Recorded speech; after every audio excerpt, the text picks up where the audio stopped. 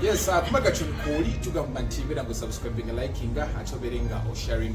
Musada Megatron is my name, Nakowayo, Dini, Frank, and Ntambi. Tubanaye,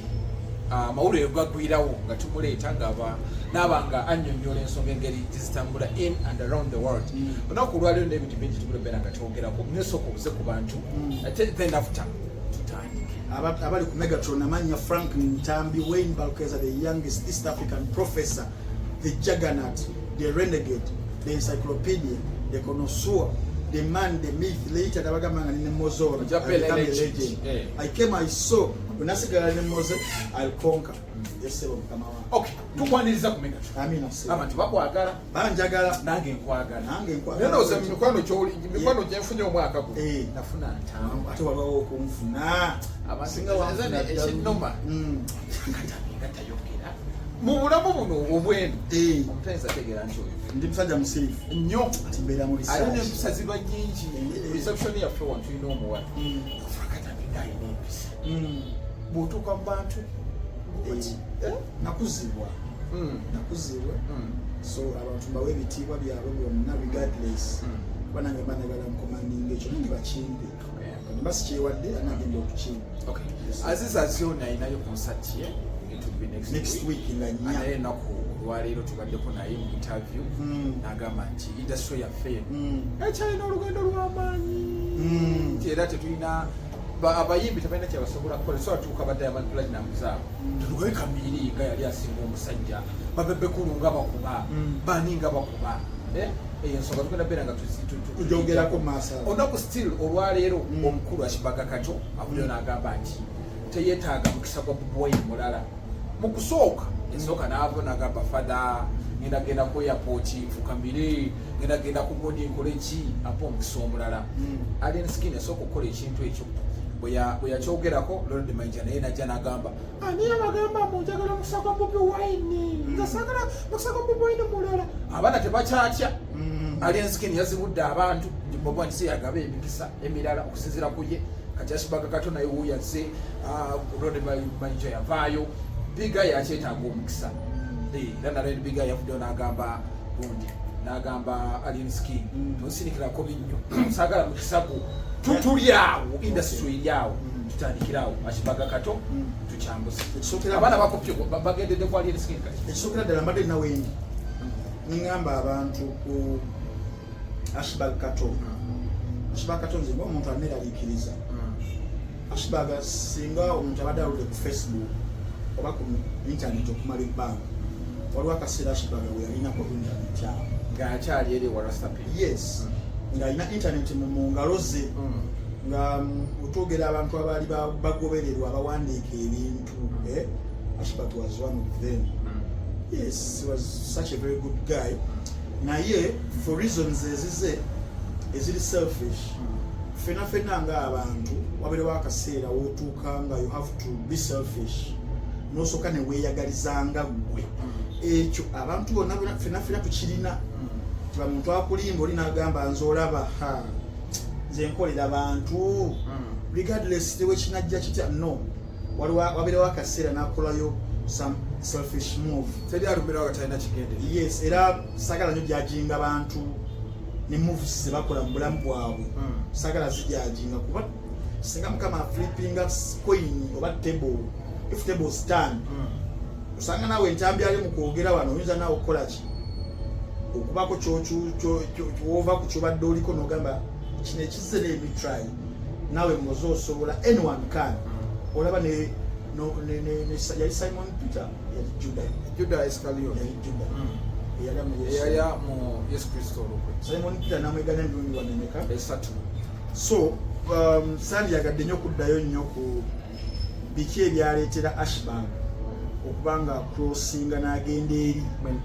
because politics yatulaga tosobola kubeera at one extreme end olina okubeera ng'ozanyira mu mazzi nti ne mu 1989 Dr. Paul Kabanga Ssemwogerere after some negotiations he compromised yamuwa ekifo mu gavumenti ya NRA okitegeera tulabye abantu Yamwa Museveni yes Yamwa Museveni tulaba abantu bangi abavudde mu party ne bagenda abavudde mu NRM ne bajja mu opposition abavudde mu opposition ne bagenda mu NRM politics watu watambula n'oba ogenze mu nsi ki so Ashburg nyinza obutamujajinga olwa decision yakola ngaki ng'omuntu saawe wabula tukiyigemu nti ng'omuntu oba okoze decision olina okugirwanirako ate ng'ogirwanirako ku principle olkibaita principle kizenywerera ku kino kitegeera kati kino tuyigiriza ffe abantu mu decision zonazona zitukola tisinga nsalawo nga mbadde wa DP nengenda mu jeema nogenda nga ngenzeyo ku principle nga gundi wakikola lutamaguzi yes lutamaguzi wa DP naye ne on principle nzikiririza mwani national unity platform ngaiyo so naffe abantu tulina okubeera naddala mu politics oyo kuba politics yekyo ekintu nti nno abantu bangi bakiwagira with a lot of sentiments and emotions so tolina nnyo bazanyisa sonko muzanyo guli so emotional guli so psychological ate abantu bareactinga bulala so abantu bagamba nti alien skin okuva yavayo nakola statement kye ekyusiza abantu bangi ababadde mu kutya nga bagamba kinaalabika kiteka tebakyakya kati kiri bwe kiti alien skin okuvaayo n'ayogera kyeyayogedde bagamba ekiyigula ennyana kiba mu kibeere mata singa olabe nga ennyana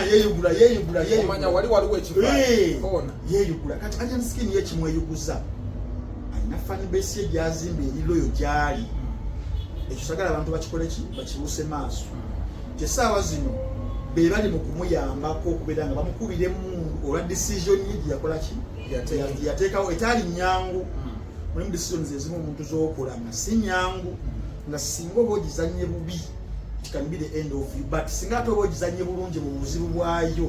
ate ogenda kukubeera nga teri muntu agenda kuba nga akusiguukulula mangu so alien skin was a risk taker but he was backed up by the fact nti amaze okuzimba ejjeeri eriri royo kati yaba asobola okuvaayo n'abako byayogera nabadde n'oludini ekyo nabadde nanyi anashoja wakoze jjo n'oludini ne mugamba waliwo ebintu art byakola awo wotagenda kubisanga walala art naddala nga artist afunye amaanyi w'amasannyalaze asobola okukyusa etwandisenga society norms cultural norms traditional norms n'ekyokuna political correctness art ayaga okubikyusa kuba art naye nga politics omuntu nga you are a leader of a movement oba an ideology politically ogenda kufuna abantu abagibirimbiramu abagenda okulalinga behind you so ogenda kufuna the supporters art naye singa omuntu asubscribinga ku music oba art wo ne character n'ebimugenderako byonna era omuntu agenda kulalinga behind you abeerenga fanatic akola ki akuwagira kati mu byombi politics ne art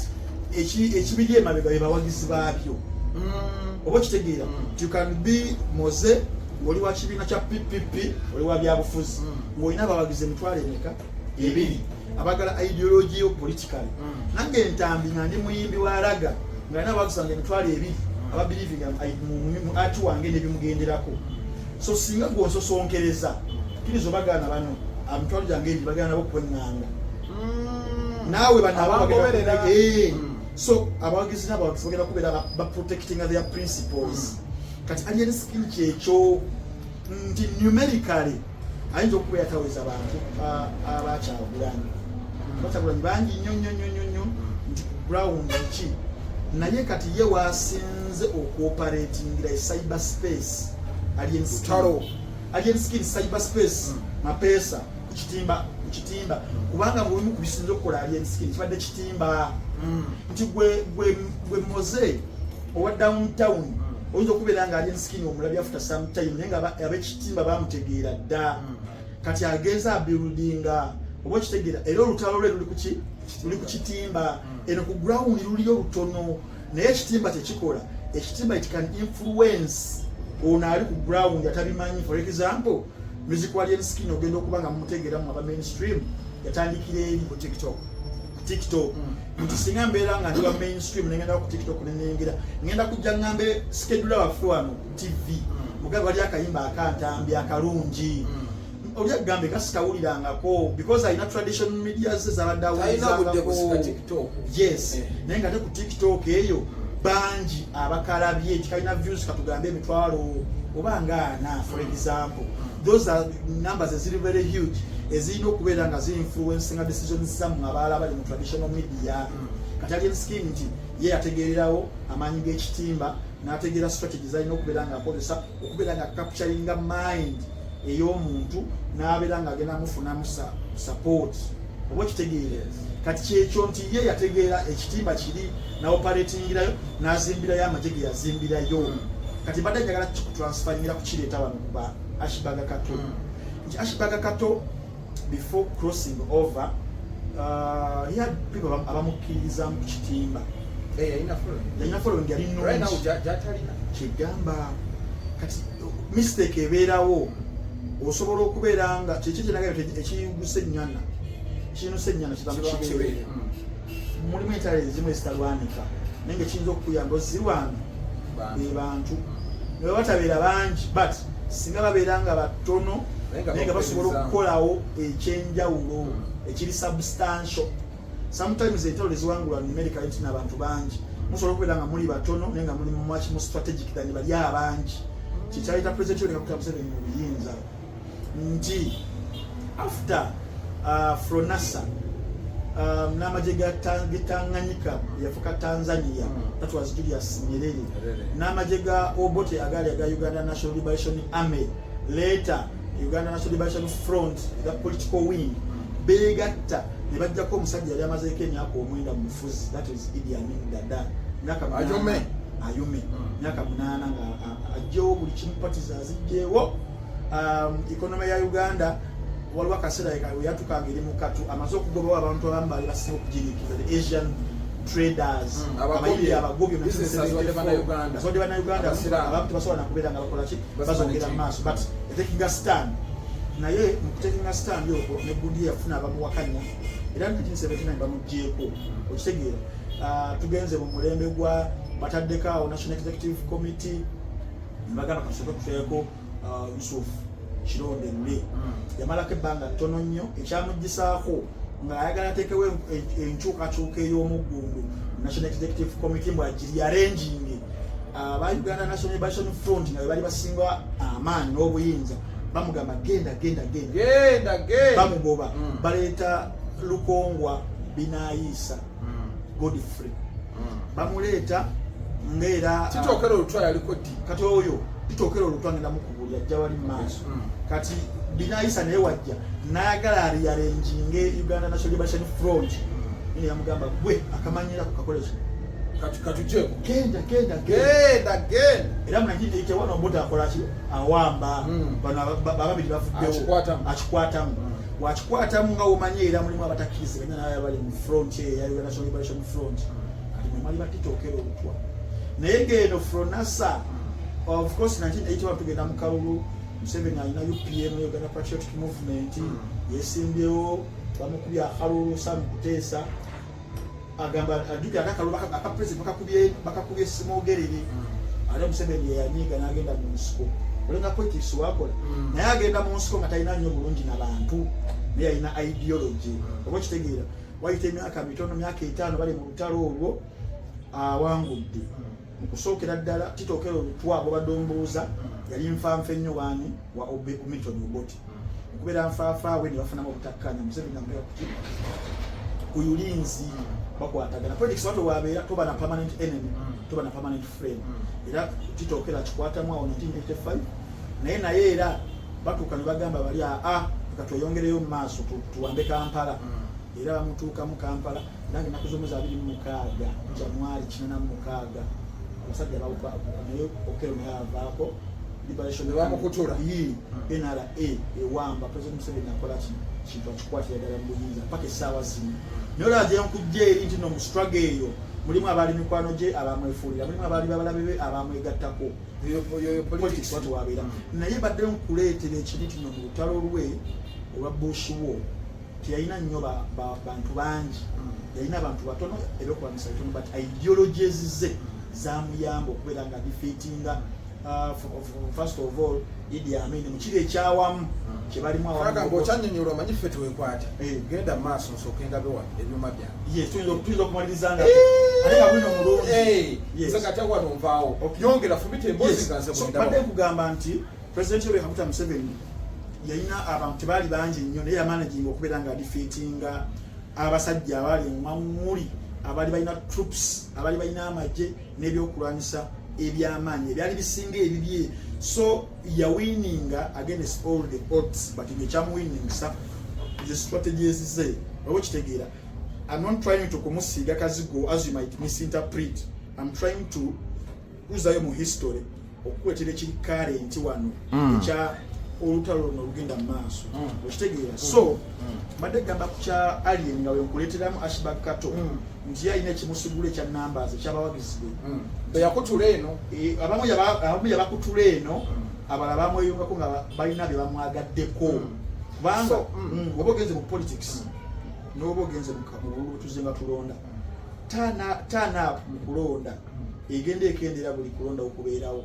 nti omuntu gwe bakuba akalulu ka 9 mu mukaaga nga teyamattira bulungi asobola okubeera n'agamba 2 gumu sijja kulonda bino bintamye oba 2 gumu n'agamba 2 mukaaga sijja kulonda bino bintamye oba 2 11 n'agamba 2 mukaaga baatubba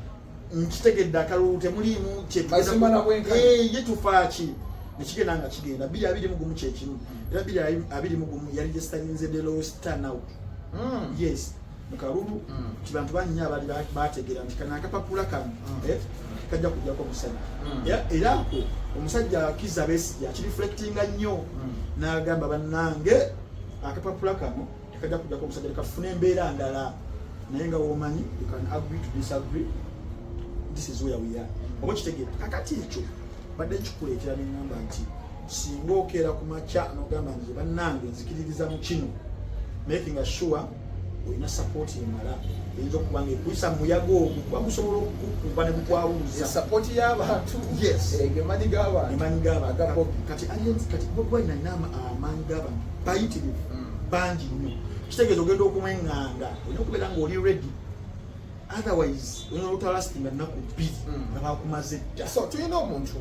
nga Bendeko okuva edda yagamba ndi tiimu NRM eragize akuba Bobi Wine amuga ono omuvubuka nze sijja kubeera kya muwa respect kati otuba ku Bendeko oyo era tumusigala olowooza Bendeko oyo si aleetedde abaana bano okugamba nti olaba Bebe naye akikola naffe wekani kati kiddamu kyenkugambye Bendeko naye kyamuyunula Bendeko yali amaze okcreatinga basupporters be abawagizi be kati kankuwulira ekintu ekiri ku supporting buli muntu yenna ng'olina ekintu ky'osupportinga oba kyogoberera whether dini whether nono whether bino ebyaffe ebya leisure nti muyimbi nti ttiimu ya mupiira okitegeera ebiseera ebisinga ekintu ekisinga ekikulembera ebeera emotion okitegeera kati ffe abawagizi b'omupiira nze bakuba Man U nesagala nakudda waka mbalaba ne Junior netubeera ng'abali bubi Waikibenda natubeera bubi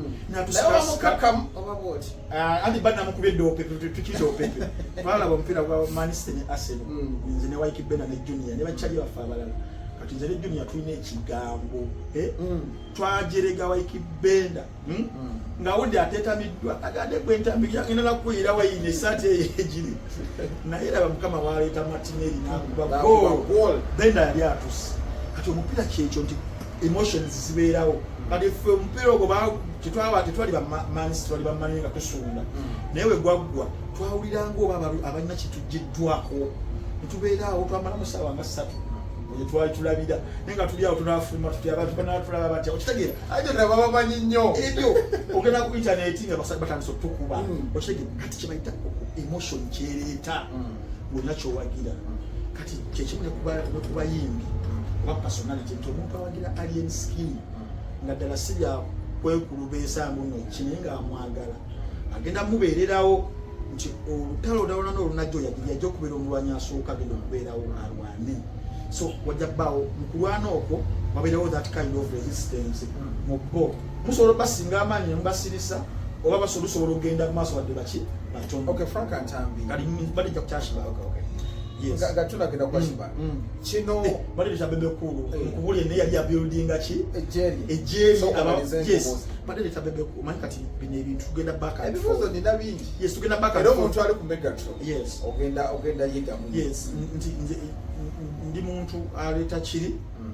kiberenga kikontextualizing ekiriwo badega nti bebe kulu naye mu kusooka musajja yatoba kiyatoba agenze Kenya aze ne kamiliyoni aze Bobi abegaseeko bafuza industry yaffe okikuba 2000 paka sawa zino the three pillars kati bonna babasatu babuildinga amaje gaabwe oba kyamirundi ebiri waliwo abantu abawagira Bebe Cool as an artist nenga amuwagira wewa muzeemu bino ebyentalo tubula onaga kulinze wano onoba nkubiddeyo oluyimba nja kukyera musajja wange bajjo anti my comments nezigenda zibeera kukuwona YouTube ye yabyawudde nagambye ku YouTube Bebe wa amaanyi ku TikTok Alien wa amaanyi ate ku Facebook Bobi wa amaanyi yakikozebwa tukajja bakigamba nti mulimu abasobola okuwagira Bebe Cool ninga wabawo bino olyagamba ye nfaaki why would I waste my energy nyumbiramu n'oli ng'agamba nze banaakwata ku rasta nfana kati bayita amagye the army the soldiers kati Bebe Cool built that n'agafuula the silent majority oba kitegeera bwe bali abo silent majority nayo ya mirundi ebiri mulimu abasabusitabenga ne guy nga buli kyabataddeyo bajja mulimu ne mu go within mulimu battalion ebiri eri ready okwenganga omuntu enganga rasta kati rasta osinga yenganga omusajja nga Bobi Wine naye still the same making azayimbye bamwagadde abuildings amagye ate ne yeyongerako n'abalala mweyongeddeko la politics so nti mulimu abalitira bamagala nga artist nenga ate bagala enkyukakyuka bamwegasseko so nabeeranga numbers zeyongera bweyongezi maaso naye Bebe Cool singa muyimiriramu Bebe Cool naye alina ekimwesiguza ng'ovudde oyinza okubeera ng'olina point nga ntuufu n'ogamba eno wenagikubwa musajja wange ono competitor wange abantu bajja kuntegeera naye olw'okuba nti abantu bagiza emotions n'oba olose point ntuufu bajja kukuba anti wekityo wekiri ku support kakati olinga amataali yes kati badde gamba ne Bebe Cool era abakimanyi nti niwanaaba mutuufu bajja mukuba kitegeeza alina okubeera nga naye alina ekimweyunuza that is the jeri alina kati kino ekyo kyalima muganda affe kamiliyoni being nti nonze mukkiriza nti noyo mukubayimbi abakyasinze okwananiza East Africa wa akikuba naye singa mugenda mu ntalo talina nnyo majaago talina bamubeerera waabo teyaba buildinga ye teya prepare nga kino maaso awo walibeerawo akazizingano kano ya buildinga nnyo omuyimbi ali eyo oba omuwagizi ali eyagala omuyimbi we olowooza ayinza kuyamba atya omuyimbi we naye okuzimba ejje amajaago bagazimba batya I think amagye Frank Ntambi oludde bango gamba nti Bugwanya yakola ejjeeye Bebe Cool alina silent majority alinskini alina tiktokers ejjeeri balifoominga batokkiriza otya abantu mbu kyennina kyekyo ekisookera ddala kirina okuba nga kiri organic tekirina kuba nga kipangise naye abayimbi bemmanyaawo nga waba mu lutalo bakubira essimu babakubira amasimu awo basobola mubayambeyambeko kitegeeza ampangisiza kumuyambako naye nga nze omuntu siriretinga naye kiba kinyuma nnyo amajaago ngoli masinali oba katugeze masinali omuyise ngolina omuwaayo otamuwadde ajja omuduma gajja naguddiza naye gali amagye ebiseera ebisinga kibeera organic nga olina kyobaguza kati music katumutwale muno bonabona bayimbi ba music naye ogenda baguza kye kiri extra babeere nga basobola okusubscribinga naawe babeere nga basobola okulwanirako it's called the personality personality ya Bebe Cool ogiraba Bebe Cool musajja wa one swag showbiz okwematira arrogance kati waliwo abantu ababyagala kati nze wano nze for example nze gayi gwesinga okwagala mu art mu mudazungu abamu kubesinga okwagala Eminem Kanye West naye ng'ogyeko music waabwe gwenjagala njagala nnyo their personality oba kitegeera Kanye West musajja wa arrogance kitegeera tayagala kumanya okiraba ka Eminem ko ene kajja kuleeta bagwana kati zirinyumira wanyumiriza mbu olaba nako keetuuka nekereetera nekeediisinga oba kitegeera kati badde gamba nti olina obaako kyobuza abantu erina beera nga personality oyo okikwetenga nti no bannaaye nze ndi musajja muyaga ogenda manya nti bonna abayaga bonna obalina awo nakwata ekyafaananyi ekyo n'okikwa n'ogamba nze ni musajja mubanda wa kabaka nomanya nti bonna babirivingira mu bwakabaka ojja sikako kaabamu naye mu kyo after that ng'omaze okuidentify nga bw'oyagala bali liikiriza personality eyo bafiiringa ekino ddala yeno gyetwafolinga in love with. For example, Bobi Wine wagamba nti mubanda wa kabaka ayimba ennyimba yimbira kabaka wange buli mukolo oguli ogwa kabaka ngagenda nga yagenda oba kitegeera kati you identify with those people ababelievingira muli bagamba naye ddala musajja ki personality eyo wa kabaka amwagala. Bebe cool personality ya arrogance era giriikiriza mu buli kyakola eyokulinya ku mmeeza ya Nabagere agikwata n'akirinyako mwaki wasalawo tubane kati nguze hama bagamba omusajja akyapangisa agula kya hama naye nga agirina nga alivinga that life of opulence tukira life of opulence ng'alina okubeera nga yes so kati ekyo aba agenda kufuna abantu abagenda okuidentifyinga naye bamwagale bafunire emotions ezo oba kiraba kati omuyimbi waffe ono atandika kawadwa kuba music abeere nga alina wagenda naddala message yo ogenda tandika okubuilding omumpolampola personality ogibuilding brand ogibuilding ogiriikirize kanali enskin kyakuze oba kyabadde nga akola era amadde nga nzija nkola ki binyonyola kati nzezeyo ku Ashburg Kato twogedde ku Bebe Cool yasookera ddala ngamba ku bigambo ebikankana yasookera ddala ogamba nti ono talina kyagamba Bebe Cool akyogera 2020 yes abyogera oba n'akyogera n'akiddamu amidst of the storm eriwo n'akiyitamu unscratched oba kitegeera but nkunyonyodde ekyamuyisawo unscratched n'essaawa zinastandinga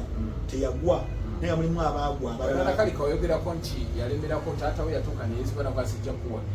bidandi sali sijja kuwagira sijja kuwagira webale nnyo kati naye n'akiyitamu kati bano njagala mbuukire baba waabuukidde ne bagwa babigayi bakingi Mike bona abayimbi abalipira boda ya Bebe ne balowooza mbuno bijja babyamannya owenu babaleka tukube Bobi Wine kyabalekayo because tebalina backup ate ndaba gundi bigayi akuba bananga kubali kati niwanakuba ali kati yo dali mukugula buganzi kati kibadde jaso kukyagani kati gamba kibadde jaso okugula obuguzi obuganzi kinaba organic toyina kikaka kyogedde nkitegedde okitegedde bulungi yes kati badde gamba Bebe Cool amala okukikola n'akiyita bulungi ali ensikina sawa zino yaliwo yali mukola kukikola mukitambuza ekya Bebe Cool ekyo nayo kiyagamba musajja kamuyingire ekijja kikola eki kijja simple embarrass kati ali ensikina naye agamba ekijja kijje naye nkubuulidde his making n'ekimukola ki n'ekimweyunuza kyovola bantu sawa zino otwawa olujja nemwekuba abooli n'abono nemwekuba kati abalabira ebbali nzija ku Megatron kunyonyola ekireetedde bali n'ekireetera bano ne compromise eyinza kubeera luddawa kyekikundeesa Frank Ntambi omuntu wakoyo n'agamba kozi ndabye comment nyingi ndabye abakyumaki nga boogera sinze mpulira abantu beboogera ebigambo abatulaba nti batuwonyeza ejjoogo lya Bobi Wine abantu bano batuwonyeza ejjoogo ya Bobi Wine ati waliwo ogundi egamba ono tagambwako tasobya kakati abakulu bo bagamba nedda asobya n'avaayo ogundi eyali atya lwadde bayinja nabyo n'agamba sinange seetaaga buyambi bwani Bobi Wine gali ensikini amaze okyogera abulapanna omukulu batuwonyeza ejjoogo ly'omusajja kati the fact is yaddala njagala mbeere honest Bobi Wine okubeera nti akulembera omugendo oba movement eri mu kunyeenya ekintu by default alina abamukkiriza mu bangi era bamwagala bangi naye ebyaddala mu nsi muno tugenda kwagala abantu bonna ne Yesu Kristo eyajja okutufiirira okutulokola yali yakamalira kuwulira One Love ku street bamukomerera mu katale bamukomerera ensi yonayonaera banyamukomerera kati ensi yaffe kati olina okyexpectinga nti noonobeera olina cause nga nungi ogenda baaka abagenda ojjukuba bo nga tebagikkiririzaamu that is life oba kitegeera so Bobi Wine abalina sentiments ezo abada ejjogoli bimaze kati bebali bo nga tebamwagala tebayagala movement ye regardless oba kitegeera bo babeerawo that is life wekyo bweri so mbadde nzira ku kyamayinja ne Ashburg kati naddala Ashburg Kato Ashburg Kato obuzibu nze bwennyini nti mwezi oguwedde yavaayo nga wonyonyodde bagamba ngenda kugira fada oba nfukamira oba bansika naye ngenda wa yes kati ali eno olwokuba nti na stretch nze nakola ekyo nawe Ashburg nojja n'okikola I don't think mugenda kufuna the same results oba kitegeera abantu baagala nnyo omuntu anywerera ku kintu oba kitegeera alien skin singa kino kyalimu atuuka enkya n'atandika okwogera taboya abantu bajja kuggwamu ki essuubi abadde bamukkiririzaamu baagala alemezeemu mulimu olutalo olwogendamu nga eita lutwa kusuula ogenda tekukumeekinga obeere formidable nga teragenda kutomenyebwa oba kitegeera kati Kato talina kimweyumiza okubeera nga akola that statement wadde alabidde ku alien yes tusobola okugamba alien amukoze eki amuinspirinze naye twagala nnyo end result egenda kubeera etya gwe Ashburg Kato olina amaanyi agayinza okweŋŋanga nga topangisiza magye b'otalina tukozesa aba zino oli mu bbanga kati oyingira mu lutalo olwo olugenda kukuleka luddawa yes fine teweetaaga mukisa gwa Bobi Wine gobadde osaba ozeeyo mu NRM eyo naye ogenda kusigala oli wa muzinzi nti ne mu NRM gyozze ebibadde bikuddusizaayo onaba kubyadressinga nti biteredde okoze bukozi kadda nnyuma oba kitegeera kati abantu batandika okubeera nga bakubamu ebituli n'obutakutwala nga oli serious I think abantu abamu tulwana bubi entalo koze eyinza okubeera nga nnungi kati engeri gy'olwanyi nebeera ngaekola ki ng'ekwiwayo kati kyamuganda wange Ashburg Kato I think yalibadde ye talina lugendo Ashburg alwanye nga gundi nga mayinja oba mayinja wayimba bizeemu ate gavumenti webale biki kati neba mayinja leo beyiwa amanda mu mbogo tikyali muntu ayinza kujjako mayinja adiifu oba kitegeera kati ye bamulekawo mayinja takyalina statement yayinza kwogera abantu ne bagidisikasinga mu mbeera ennuŋŋamu but okugiyisaamu amaaso nga gyensonga ridiculing kati ye mwana mulenzi ndi mayinja okitegeera kati mulimu abantu nti ye yasalawo kati for example sorry to say omugenzi Isima all access Isima yasalawo from day one nogamba nze this is the course yenkutte n'alwana n'abaana ku buli lunaku weruti olukya lutalo ku lutalo with time abantu batuuka ne bamutegeera Isima nga twamulaba ajja n'avuma Bobi Wine ne basigala nga bamu kyegamba nti abantu batuuka ne bakola ki because of the consistency mu mwana ye era ng'osobola n'okusanga ababilivingira mu Kyagulanyi abatali kale so extreme naye nga basobola okumuwuliza naggwako bagamba nti akasajja kalina point gyekwogedde oba kitegeera so kyekyo olina okubeera ngaoli consistent mu mwana yo oba okyozinga okusobola okubeera ngaolwana kati Isima waafiiridde ng'alina abawagizi okuva mu NRM okuva mu NOP mwennyini abali in the middle because Isima all access mu kulwana kwe ng'alwana Kyagulanyi yali very consistent mu bigambo bye era yalwana nnyo ng'ali ku the principle the subject matter agenza okufa ebyaddala nga muganzi wadde yali notorious nkubeera nga alumba people power ne Bobi Wine n'olumu ne family naye gye bigweredde wano ebyaddala nga Isima n'owaba ayise mu paaka abantu bamuyaayaanira ate nga gwalibadde otya okukkirirayo okweŋŋanga abantu oba okitegeera kati ne muganda wange Ashburg Kato obubeera osazeewo salawo omulundi gumu ate n'ebikolwa byotandike if you pronounced Bobi Wine kola ebiraga nti nodinawusize Bobi Wine wekibeera nga ekyamutwala because bamutwala nga blogger wadde page yamaana nemuvaako naye kati wakyaliwo millions endala ajja atandikira Isima bwe yatandikira tutegeere avuma omusajja sikuvudde kuba kuvuma njagala tukitereeza ekyo nakyo abantu abasinga Bobi Wine tebamuvuma mu movement bagivuma but bubeera butakkiriziganya which is normal sikkiriziganya nakyamuntu oli olwa ABCD oba kitegeera kati abantu abamu bakitamingamu yamuyisizaamu amaaso yamuvumye nedda ekibeera bwe kityo ate ne the principles oba oli wa party ki oba gwe Kyagulanyi oba gwe Mao oba gwe Museveni manya buli kyokola kigenda kufuna criticism sometime egenda kubeera negative endala egenda kubeera positive but ogyemu ki oba kitegeera kati abamu bakifuna bakitegeera abamu kikyaganya okusinkinga esinga Ntambi avaayo najja ku Megaton nayogera kyatakkiriziganya na the movement of people power for example oba DP oba NRM omuntu ajja kumutwala bulala nti Ntambi yabavumye era Ntambi oyo mumugole mu lukyawe yet nerabira nti Ntambi aze kukola criticism ng'alina kyatakkiriziganyizaako naye the same Ntambi mabega weerabidde nti olina kye wakola najja nakihighlightinga bulungi positive. Kati for example nze mulimu guno byenkoze nga ndi mukuhighlightinga ebirungi mu people power bingi naye singa nkeere nkya ku megaphone nembako kyendi dissatisfied nakyo nenkyogera nga bakuvuma nga bagamba wali bibeerawo naye nze kati nze nga communicator I am aware of that. Ekisooka manyi psychology w'abantu betusaavinga nti abantu ababilivingira mu kino bayinza okubeera nga balowooza kino oba kitegeera bayinza okumisinterpretinga mu mbeera eno at time x ate gwe tolina kuba design the same manner gweyongera kubeera ng'okola kino oba kitegeera nze omu ku bantu bensinga okwegoma mu political analysis yali Andrew Mwenda oba kitegeera nga wedde oli wa DP oba gwe Museveni oba gwani wabazze nga waliwo kyatakkiriziganya nakyo agenda kujja kiweko opinion objective akyabere objective oba kitegeera ngakuba naye yatuuka ekiseera n'agiraagiramu ng'omuntu naye Mwenda oli yasooka yali very polished omwokubiri Mwenda yasooka ali organic yali organic naye nakuzino ono kati weegundi ani wabaweeri naye mulimu kale ebimu kuba naffe tulina omukolako criticism wali nagikola kupalala nakuzino maleeto muleke oyo okitegeera Semujung'anda for example musajja wa FDC musajja abadde critic wa government for the last 11 years naye nze nkukakasa nti mulimu n'abawagira NRM wadde gyasinga okritikinga okritisizing abatamusubwa era bagamba musajja oyo yayogedde n'ensonga by the way kati naffe abali mu communicators abali mu communication olina okumanya n'omanya abantu b'osavinga the subjects boyogerako endowooza yaabwe endowooza y'abawagizi baabwe era ogenda kuyita wano na wano oguke katofraka Ntambi mbuuza bino byonna abantu abayimbi batandise okukola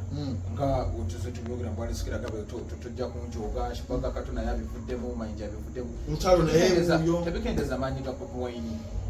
amaanyi of course teri muntu aba n'amaanyi gali infinity wali kibayita infinity ag'enkomerero nga tegeetoolako agatakoma oli amaanyi agatakoma kateri muntu agalina mufa abantu taliyo ti President Museveni mu kujja mu Uganda alina obuganzi bungi nnyo era tuka n'agamba nze n'ebyo ebyali mu State House yalagenda okukozesa oba ntebe yalina we yazigula okusayizaawo ekitegeera naye with time alina ddala singa otandika okubeera ng'obaddewo amaanyi gaba gakendera kankinyonyole bulungi nti olumu kyolina okukola nga the principle olumu otandika okusurvivina ku patronage nti nno olina bwewapizinga ne bajja ne bakuyambako ne bakola batya n'okujja bali eri nobaleeta wano bwekityo okitegeera kati amaanyi ga Bobi Wine okukendera sisobola gapimira mu zino situations nawe njagala okugapimira naddala kuye ku movement ye oba kitegeera kubanze believing ekyalina amaanyi movement yami ya Bobi Wine ekyalina amaanyi wenategeera muno amaanyi gawedde netugenze mu kalulu ba MPs bafunye ku guno omulundi 221 babadde bameka 50 something or 57 tewali 72 whichever ndowooza simanyi bulungi naye singa bakendeera tandika okubeera ng'ogamba musajja amaanyi akosinga gwena akera n'agamba nti ngenda Mbalala ngenda Ntungamu oba ngenda Masaka oba ngenda wa ng'abantu tebakyajja gyali amaanyi gaba gakoze kibakendeere so sisobola gapimira wano olwabino ebigenda okuba nezino entalo ezimu ze tuli mu kudisikasinga ku top administration ya North teziriiyo ziri between the funds bonga ba fanatics bali mu kwekuba ate nga balina space yamu ya cyber oba online kubekubira kati ekyo nganze analyst sobola kujja kugamba nti amaanyi musobola yakoze ki kamuweddeko sigenda kipimira awo wabula zino check-ins zijjabwe ezijja tezaaliwo luli esaawa zibesitandisa okubeera nga zijja ate nga n'abamu abazirwana olaba nti abantu balina babasupporting emabega so that is one of the kasign akalina okulaga Bobi Wine nti maybe kati for example ku cyber wano ku mutimbagano maybe olina okubaako olina okubanga onyweza waliwo abatanywera awali mu kuyita gino emiwaatwa just an advice maybe otandika okubeera ng'onywezanywezaawo but in the general picture the guy is still standing guy akyali w'amaanyi so omuntu wava n'agamba nti Bobi Wine akoze kyamaanyi nnyo okusuula industry yaffe ya art cause music kasayingira mu politics okunyukira omukulu yali muyindi nadda mubiri gavumenti nayo negamba nti okukwata abasinga bali mu federation naye bagamba tuli beeno abatonotono abataliyo mu federation bebawagira Bobi Wine oyambaye omuntu okola ekivulu okufunamu nakubanga munawagira ku Rasta P kuba tomuwagire kijja kusala Bobi Wine ayina kikyakoze mu kusona industry yaffe nedda industry ya Uganda ebadde eri ku downhill for the last 10 years ebadde eri mu kuserengeta for the last 10 years ebadde kukikkirira yaneze mu reasons lwaki Bobi Wine ajja mu politics I think ze mudowooze yange yayina okufuna kibayita career path endala nga wali wagana Bobi Wine singa oba omujjukira bulungi yatuwako nekisera n'agamba tagala nakwesimbawo because music yayatambula bulungi kusaidi yaabwe yatuwako nekiseera mu 2016 Besigye nga ali ku house arrest n'agenda ewuwe n'amukubira endingidi n'ozojjuka n'amuyimbira akayimba and ffenna ffenna tetwakirabako nno Bobi Wine ne next year agenda kujja yesinga okuwa MP by election oba okitegeera but industry nga yayina okukkirira so mu kukkirira kwa industry ya art kya influencinga nnyo Bobi Wine okugamba by the way what if ngezaako path eno eya politics kinaaba kitya so okugwa kwa art wa Uganda kwa mu influencing okubeera nga afuna career path eya leadership n'agendayo and is thriving very well so okumwekwasa nti nansudde art kiba kiiso kya mbuzi ekirekerera omubaazi ekitunulira omusi kyekisudde gundi yaffe oba ogamba nti Bobi Wine Bobi Wine si yadisudde ate naye kirala politics tasula art byombi bitambula tewaliyo industry tewaliyo kitogera kugenda nga temuli mu politics kati saawa zino aba National Council of Sports basazizaamu certificate ya National Netball Federation or whichever ebadde etwala netball nibasazaamu nebagamba kati mmwe temukyakikirira Uganda but ogenda okutumulira ensonga ezobambadde enzigoberera nga there is a lot of politics ezikyetoolodde nobo genza mu bikondera mu hangi naki politics is everywhere politics is something we cannot live without whether we want or not because she influencing decisions impititive nnyo kuba kusenero spending amajoyinza kati aba artist okugamba Bobi Wine asupye art kibeera kituufu wabeerawo other reasons lwaki art ali mu kuggwa oba okitegeera ezimu ku reasons ezisudde art creativity yakendeera obuyiiya bw'abasajja abayimba 2010 n'okukka wansi ne 2010 n'okwambuka waggulu wano olaba nga there is a gap, there is a difference ey'amaanyi okitegeera ekyokubiri policies ezirina okubeera nga ziwanirira art nga ye ne artist nga ye ntono oba teziriiwo nti omuyimbi abeera kyemeza najja nafata endongo n'ayitawo atayiseewo n'addayo emabega oba okitegeera kati ekyo kibeera kizibu kya kusustaininga nga teriiwo etemplate nemugamba at least 70% template eno egenda kukozesebwa nga model ng'akatiba akagenda okubeera nga kayambako omuyimbi entrant omupya already alimu agenda kusurvivingamu atya n'ayagala okuvaamu agenda kubeera nga akyaliikirizibwa atya endongo eno ekyo tekiriiwo nze nina obuzibu kasita for example nkwa example ya Judith Babiri yali mukazi muyimbi era nawulirako omusajja nga akyogera omukazi kasayinga politics music n'amuvaako politics abantu bamutegeera bulala balowooza abeera wakuvuma lwaki politics obeera buweereza yaweereza abantu kyeŋŋamba kati ŋŋenda kudda ku nsonga yo naye like the context mwokireetera ogambye kasayingira politics nayingira parliament kati abamu bayingira politics tebamanyi kibatutteeyo oba kitegeera politics obeera buweereza na bukulembeze leadership and service if we deviate from those two our politics wabeerera ow'okusagwa gy'oli oba kitegeera so toyinza kubeera nga omwekwasa kati Babiri ebirala ebiyinza okubeera nga byali birala nnyo nga weyayingira eri ayagala yefuula omwana nayetabira mu waliwo abaana beyasangawo n'atandika okugera ebintu ebimu ebitali birungi nnyo ebyanyiza abantu ebimu frustratinga nga ye artist oluvannyuma n'abeera nga bimutamye ne music naye amutamiddwa yeetamu ebintu biri omulundi gumu yeetamu politics yeetamu ne music n'agenda n'abomba those are reasons ndala but tosobola kukakasa muno politics nga ye nti yasuula oba yasuula birako abantu okubeera nga bagwa ziba choices zaabwe ndala sometimes ndala singa oba oyingidde politics nga kimanyi service and leadership awo obeera ogenda kukayitako kuba tulabye abantu balala bangi abakozesa politics okubeera nga bate ati bamusitula oba kitegeera South Africa Yes. politics ono wa social active my politics naye ayawuka mwe kati mumanyi ono okusimba okulondo wa kabox mwe tumanyiga politics yeka naye mulimu ne social activism nti singa kubuulira waliwo rapa wange yafa nepsihaso eri wa Los Angeles yafa bamasasi naye the guy he was another creation of park to park wakitegera nga alina social activism wakiza okubeera nga ajani black Americans but he became a threat eri government because of that politics oyo abeera girako nga yine bamutta simbola benfaya park yenini abamu tubirivinga nti mulina okubeera nga mwalimu ku mukono omulala obulimbizi oba kitegera but yali nnyo mu social activism ono olaba oluyimba lwe nga changes n'olwumira that's the way things will never be the same n'ayogera ku kunyigiriza kwa kale n'enzirugavu mu America oba kitegera kati politics it is broad tubala bagita science kati pampa afuna ku mukisa ne tusoma kukyeta political science tubala abantu ondeeta wano ng'ennyonyo yange eri very extensive nembeera n'ekintu ky'ofuusi kyembadde mpagira era ne kati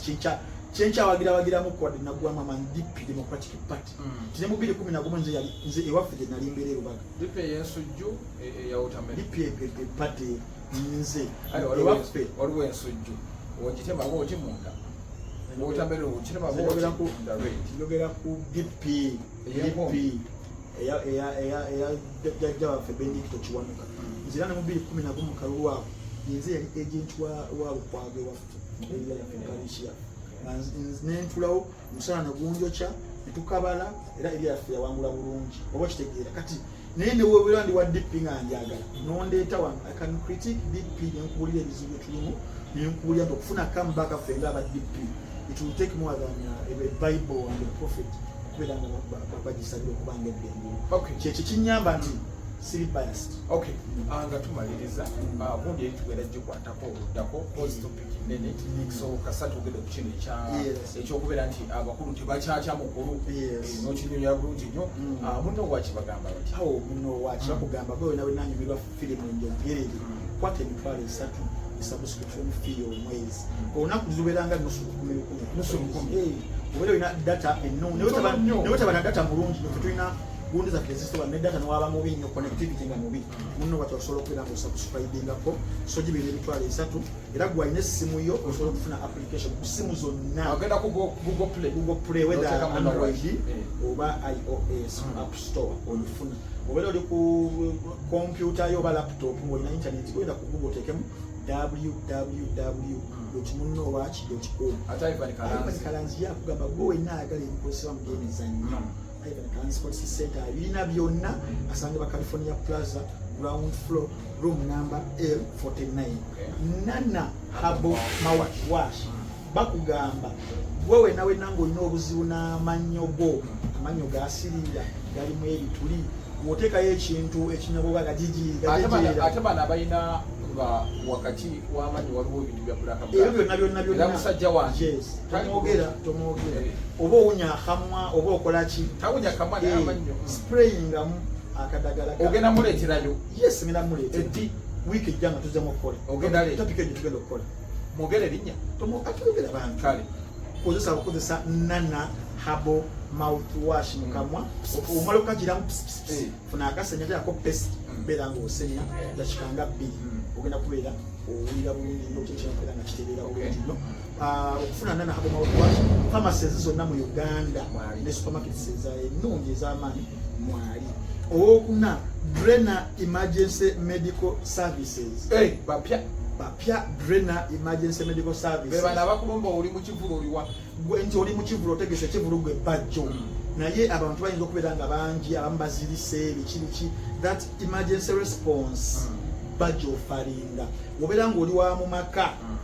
balina training zunzi zebakola either basobola okujja mu maka ago ne batraining omukozi oba maama yennyini nti babawo obuzibu ekiro mu kiro omwana yeerunise omwana embwe mulumye omusota gumulumye amusikaze yefudde omusezi asaze gamukubye buli kimu kyonna bamuyigiriza era n'ekirala nti babeera obatukako mangu nnyo just kuba okuba essimu nga bajja boogera naawe oba olina eddwaliro oba omusawo bakutwalayo oba tolina nga boogera n'abasawo amalwaliro amalala be bayita ba Drena emergency medical services bali ku namba 0702 15 55 49. Then Pizza Origin. Pizza Origin ino bano basangibwa ku Jinja Road opposite Nema House. Bakutusa ku pizza terumya lubuto. Nina musajja wange oba yazirya wezo teyazirya ku Pizza Origin. Uli ku Pizza Origin obulamu bubera malenge. Musafi muletere yemu atandikire kwe yayi. Yes. Buli lwakuna ne olwokubiri balina ka special. Musafi ogenda muletera pizza. Nina muletera pizza. Ya pizza ki Origin. Wogulemu ku lwokubiri no ku lwokuna bakuwa endala ya bwereremu. Ye Pizza Origin. Abantu batandike kunako endala nga tebazirya bazirya lwakuna. Omulwa pizza seba ya pizza kati va kugwa tayina. Naye bali abalina mbuli nako. Ate bakola delivery. Enamba yabwe eri 0772 22 0068 oba 0754 22 0272 72 candidate 0754 22 0272 beba Pizza Origin. Nasemba ebisajja baffe sula birungu asangibwa ewande bya Katale atunda enkoko mu bipimo byonna ate nga yesimba okuuma ne ku mikolo gyonna. Enamba eri 0709 92 11 35. Okay, ye Frank kale kumega tunkoli tugoma kino bera mu subscribe like nga katobere mu shanga badde ne Frank Ntambi Wayne Balokeza, the youngest East African professor, the juggernaut, the renegade, the encyclopedia, the connoisseur, the man, the myth, later becoming the legend. I saw one day I conquer Mojanga Balabasa, Balagalanga Kasa, Yenze legendary of the Black Panther, Zakasham, answer Emperor Mansa Musam, Tawama Fasa, Udini Mufosa, Ram Atlantis, the professor. So